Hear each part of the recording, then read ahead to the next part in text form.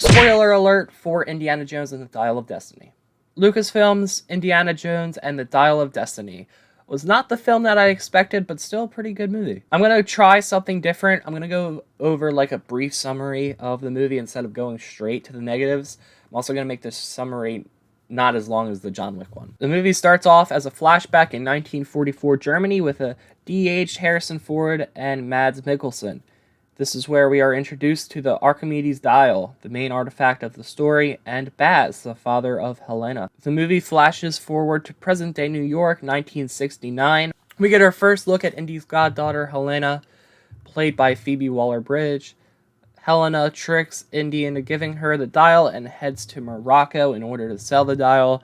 In Morocco, we are reintroduced to Mads Mikkelsen's character, Professor Voller, as he steals the dial and heads to Athens, Greece, to look for the other half of the dial. Indy and Helena meet up with Antonio Banderas in Greece and go deep-sea diving for a tablet that shows where the second half of the dial is. When they come up for air, Voller is there and steals the tablet. Everyone heads to Sicily to Archimedes' tomb, and Indy finds the second half of the dial.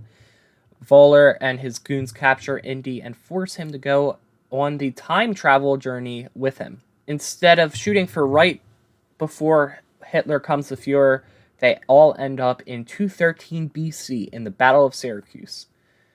All of the goons end up dying, and Indy and Helena head back home, where Indy is met with Marion and Sala returning to his aid.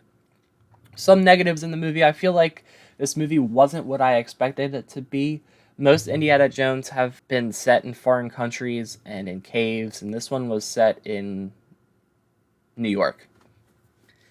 Also, I feel like Indiana Jones in this movie was pretty much invincible. If getting blown up by a nuke and not dying in the fridge doesn't do it for you, he got shot in the heart and stayed alive for like an hour or two. Voller too, he was on a train and got smacked by a pole, and yet he was still alive, no scar or anything. I also wanted to talk about the deep fake of Harrison Ford. It's definitely the best we've had in any movie, but at the same time, it hasn't quite been perfected. There were moments where if you looked at his eyes, they kind of looked dead, but it also was a little weird for 80-year-old Harrison Ford to voice 30-year-old Harrison Ford.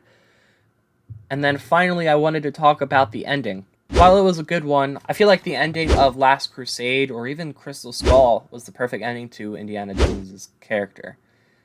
It basically retired him and set up Shia LaBeouf to be the successor, but this movie erased all of that with an even lackluster ending to the character. Now for the positives. This was definitely a movie you want to see in theaters. It was super loud and the explosions were very pronounced on the big screen. I couldn't help viewing this as a precursor to Oppenheimer on the 21st. Indiana Jones movies don't shy away from violence, but this movie went to the extreme. Another positive was that I was pleasantly surprised at the acting. Harrison Ford is a living legend, but to see him still acting at the age of 80 is insane.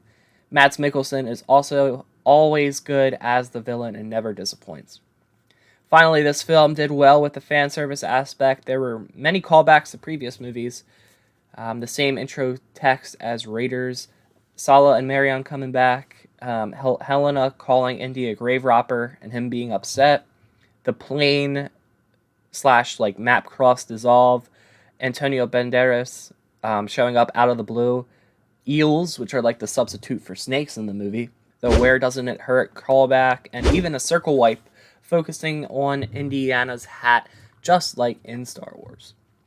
Now, for the grade, it was a decent movie, but at the same time, it was not what I expected. One hot take that I have is that it should not have been made. No matter how bad Crystal Skull was received, the ending, in my opinion, was untouchable. That's why I give the Dial of Destiny a 57 out of 100. Next video is going to be another sequel to a famous franchise.